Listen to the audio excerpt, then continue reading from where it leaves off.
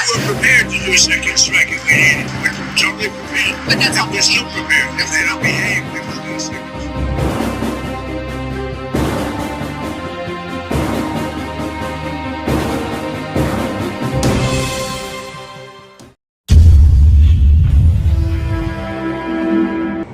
Magandang araw po at magandang gabi sa mga nakakapanood sa gabi at sa lahat po ng naabot ng video nito. Welcome po dito sa ABO Avoy Mix Videos. Ngayon po ay meron tayong balita, no? Mula ito sa UNTV, ito po, no? Na ito pong si Donald Trump ay nagbabadya na naman ng isang pag-atake, no?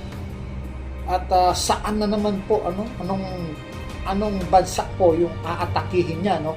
So, para malaman po natin, ay panoorin po natin itong balitang ito at sama-sama nating bigyan ito ng ating reaction. Kayo po, inaasahan ko po yan dyan sa comment box kung ano masasabi nyo tungkol sa balitang ito ng UNTV. We're prepared to do a second strike if we need it. We're totally prepared. But that's And we're still prepared. If they don't behave, we will do a second strike. Ito ang mariing babala ni US President Donald Trump kasunod ng pagkakaresto at pagdadala sa Estados Unidos kay Venezuelan President Nicolas Maduro.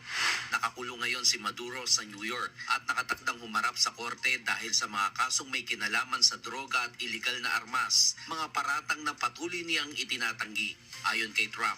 So, ito po palang pag-atake ito ay pangalawang pag-atake doon ulit sa Venezuela, no? Kasi may nauna na, no? Inatake nila ito pagkatapos kinuha nila yung presidente ng Venezuela at saka yung asawa niya. At ang dahilan ay tungkol sa droga, no? Pinoproteksyonan ng kanilang presidente yung droga, parang narcotic na, no? At parang wala ng hustisya doon sa bansa nila at laganap yung droga, yung pagbebenta ng droga. Yun ang dahilan kung bakit ginigera ngayon ng Amerika itong Venezuela. In fact, isang pag-atake ito para kuhanin yung presidente nila. Pero, hindi pa maituturing na isang gera kasi presidente lang nila yung kinuha. No? At para harapin ito yung mga kaso na nakalatag para sa kanya, no? Kasi dinatanggi ng kanilang presidente na pinoproteksyonan o may kinalaman siya doon sa mga drug cartel, no? Grabe po at talamak po kasi ang drugs diyan sa Venezuela. Or else pwede rin pong isang dahilan lang yon, dahil ang tunay na dahilan ay langis, no? Alam naman natin, number 1 ng Venezuela sa tinatawag na nag-export ng kanilang langis. Maalala nung mga nakaraang araw ay sinesize ng US yung mga oil tanker ng Venezuela. Yun nga yung isang iniisip ng iba na maaaring dinadahilan lang yung o ibinibintang yung tungkol doon sa drugs, issue sa drugs doon sa lugar nila. Kasi nangyari din po ito sa Iraq noon, no? Meron daw biological weapon si Saddam Hussein. Pero later on, inatake ito at napatunayan wala naman palang biological weapon itong si Saddam Hussein. At ang nakinabang po ng mga langis dito, dahil under control ito ng US, siyempre ang Amerika. So, isa yan sa mga tinitingnan. So, hindi natin masabi pa kung ang issue ba talaga dito ay ang drug cartel na pinoprotektahan ng kanilang gobyerno. So, ituloy natin ang video. Ayon kay Trump, handa ang Amerika sa panibagong opensiba kung hindi makikipagtulungan ang natitirang liderato ng pamahalaan ng Venezuela sa layunin ng US na sugpuin ang drug trafficking at baguhin ang industriya ng langis ng bansa. Kasunod nito, nagbabala rin si Trump sa bagong leader ng Venezuela na si Delcy Rodriguez na suportado ng Korte Suprema at ng militar at inaasang manunumpa bilang Pangulo ng Caracas. I don't have to tell you. I just say that you will face a situation probably worse than Maduro, because Maduro gave up immediately. He raised his hand, he gave up, and he did the right thing, but he gave up. Sa kabila ng babala, nagpahayag si Rodriguez ng mas mahinahong paninindigan sa kanyang unang cabinet meeting kung saan inalok niya ang Estados Unidos ng kooperasyon sa ilalim ng international law. Gayunman, nilinaw ng Washington na hindi nito kinikilala ang kasalukuyang liderato ng Venezuela bilang lehitimong pamahalaan. Samantala, lumawak pa ang tensyon matapos idawit ni Trump ang Colombia na kanyang binatikos dahil umano sa patuloy na daloy ng illegal na droga patungong Estados Unidos. So, yun pati Colombia pala, ay mukhang idinadawit na ni Trump, So, ganyan ka-powerful ang Amerika noon, At naging mahinahon sila sa mga dagdaang taon at pinapakita nila ulit yung kanilang kalakasan ngayon. Hindi natin alam kung hinahamon din ito ang China. Kasi ang Amerika, pag nagbigay yan ng babala, ang kasunod niyan, pag hindi ka tumalima dun sa babala, talagang puputukan ka niyan, sasalakayin ka niyan. Kagaya ng nakikita natin ngayon. Hindi rin niya isinasantabi ang posibilidad ng aksyong militar laban sa naturang bansa. We have a very sick neighbor. It's not a neighbor, but it's close to a neighbor. And that's Venezuela. It's very sick. Colombia is very sick, too. Run by a sick man who likes making cocaine and selling it to the United States. Mariing kinundena ng ilang mambabatas ng US at ng international community ang mga pahayag at aksyon ng administrasyon ni Trump na tinawag ng ilan bilang isang aktong maaaring magbunsod ng mas malawak na digmaan sa rehiyon. Kinwestiyon din ng mga ito ang legalidad ng pag-aresto sa isang foreign leader na walang pahintulot ng Kongreso. Nananatili namang hati ang reaksyon ng publiko, partikular na mga mamamayan ng Venezuela.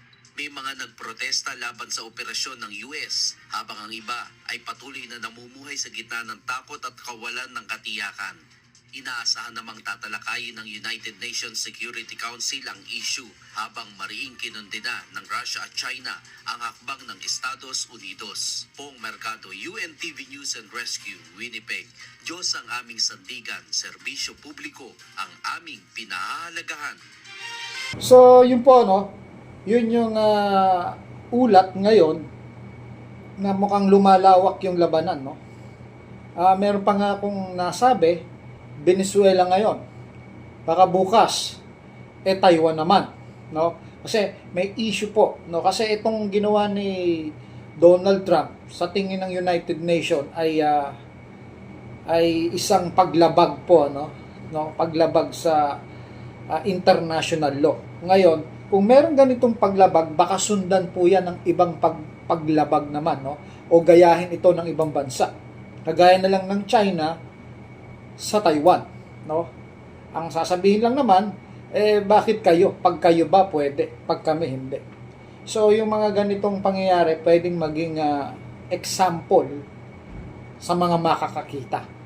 At narinig din natin kanina, yung sinasabi nilang kalakaran sa langis, pinababago po yan ng presidente ng Amerika na si Donald Trump, Kasi ang pagkakaalam ko, itong Venezuela ay kaalyado ng China po, At malaking oil o malaking bahagi ng langis ay binibigay din po o ine-export sa China. So kung ito ay babaguhin, malaking dagok po ito sa China at ang mga langis pong yan lahat mapupunta sa Amerika, So sa paraang ito, pino-force po ng Amerika na kailangan sumunod sila at makipag-cooperate sa Amerika. Kung hindi, gagawa pa umano ng second strike itong Amerika sa Venezuela.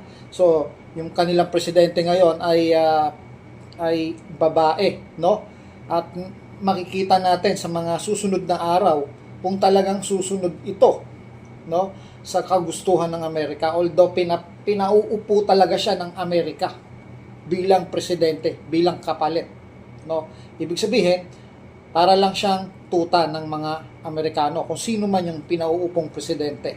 So sa tingin ko hindi makikialam ang Amerika sa klase ng gobyernong meron sila doon. Kasi ang kokontrolin lang nila dito ay mismong yung presidente na pinauupo ng Amerika para doon sa Venezuela. No? So sila ang magdidisiplina sa kanilang mamamayan. At tungkol naman doon sa pinakita kanina na hati ang mamamayan nila. So malaki ang posibilidad kung hati ang mamamayan nila, may natutuwa sa mga nangyari na dinukot itong kanilang inaresto o ang kanilang presidente. May mga taong mga taga Venezuela, mga mamamayan nila na natutuwa. At meron din na nagagalit, no? Hati yung kanilang mamamayan. So malaki ang possibility na posibleng drug cartel nga ang tinatawag na dahilan, no? At ito nga sinusunod nila yung Colombia. Kaya pala itong Colombia naghahanda na ng kanilang mga sandatahan o yung army nila, no? Kasi mukhang isusunod sila dahil yun nga yung sinabi, mukhang ito ay narcotics country na rin, no? Yung sinasabing kontrolado na ng mga drug lord yung country nila, no? At protektado ng pamahalaan. So hope so hindi ganoon ang Pilipinas, no? Hope so na hindi protektado ng mga namumuno ng ating bayan yung tinatawag na nagpapakawala ng mga illegal na drugs dito, at dapat kalaban ng gobyerno natin yan. At yun ang inaasahan natin dito sa kasalukuyang gobyerno natin, na hindi sila protektor ng mga illegal na droga. So ito makikita natin medyo lumalawak na yung mga nangyayaring labanan, no? Meron sa Middle East, no? Meron sa parte ng Europe, yung Russia at saka Ukraine. Tapos ngayon naman dito naman sa side ng South America, no? O sa Venezuela, no? Tapos mukhang isusunod pa ang Colombia kung hindi ito tatalima. At ang nagbabadyang gera naman dito sa Asia, sa Southeast Asia, ay ang China at saka Taiwan. So kung mapapansin natin, pagulo ang sistema, at itong 2026 ay mukhang kailangan paghandaan po nating maigi. At huwag po tayong bibitaw sa ating Panginoon, sa ating pananalangin, kasi po siya lang po talaga ang makakapagbigay sa atin ng tumpak na kaligtasan. Ito po ang Avoy Mix Videos. Maraming salamat po.